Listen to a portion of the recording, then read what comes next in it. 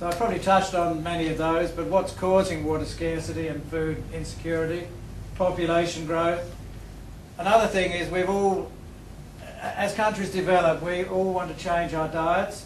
Everyone seems to want to go over to unhealthy Western-style diets from healthy developing country-style diets, which are rich in cereals and vegetables, into things which are rich in meat and dairy products, ice cream and all those things, and are causing an obesity problem at the other end of the spectrum.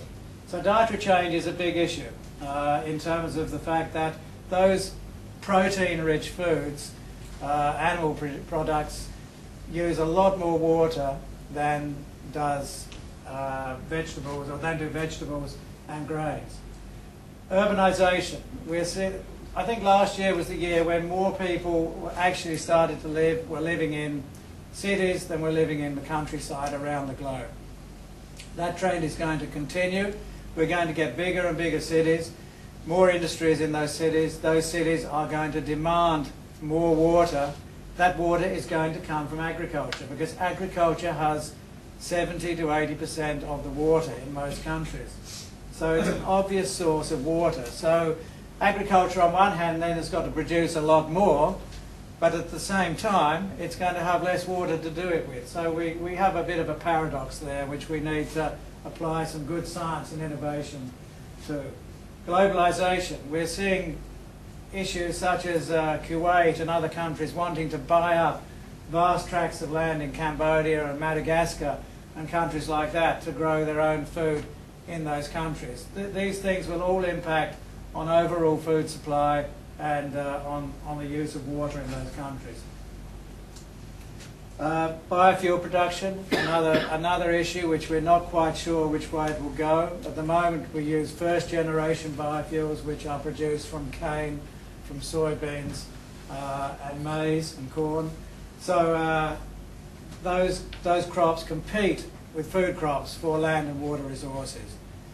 The ideal is that we will move into second generation biofuels, which depend on the digestion of cellulose from wastes, and they may go a little bit more hand in glove with agricultural production. But there's still quite a lot of uncertainty there, and there certainly were some perturbations at the time of last year's food crisis, which related to biofuel production increasing in some countries. Again, in some countries it may be sensible to grow biofuels where you have plenty of rain. In countries where you're using irrigation water, it may be less sensible. And lastly, I call it a spectre of climate change. We suspect over much of the tropics that some areas may get up to 40% more rainfall. Little parts of East Africa, for example, are forecast to get much more rain. That may be heavier, it may cause erosion, may cause major problems in Ethiopia, for example. But equally, another part of the tropics will see somewhere between 10 to 30% less rain. But large parts of southern Africa, large parts of West Africa, parts of India, parts of the Central Asian republics, which rely on snowmelt out of the Pamirs and the Himalayas. Where that happens, there are going to be very, very major problems in terms of water availability and competition for that water. And we're going to need every sort of arm there is in our arsenal of research tools in terms of plant breeding, better pest disease resistance, shorter growing season cultivars, better water storage and so on, to combat these threats of climate change where it does get drier. IWMI is sort of geared up to do that. I'm going to finish in a second now and hand over. We do look at our research in terms of those overarching global problems of water scarcity and food security. We simply ask ourselves, how much water do we have in our first theme? How can we make the use of that more productive in our second theme? How do we do that in harmony with human health and environmental issues in our third theme? And how do we bring people into the equation? Far too often in the past, water's been something which has been left to engineers.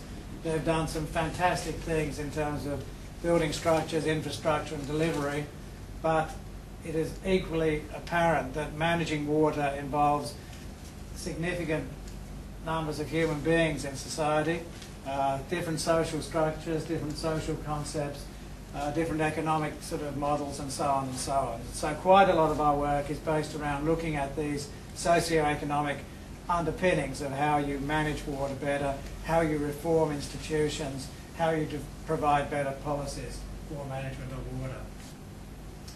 We pride ourselves and we work with a lot of partners. Some are listed there. As I said earlier, we are always looking for best practice solutions which draw on international experience.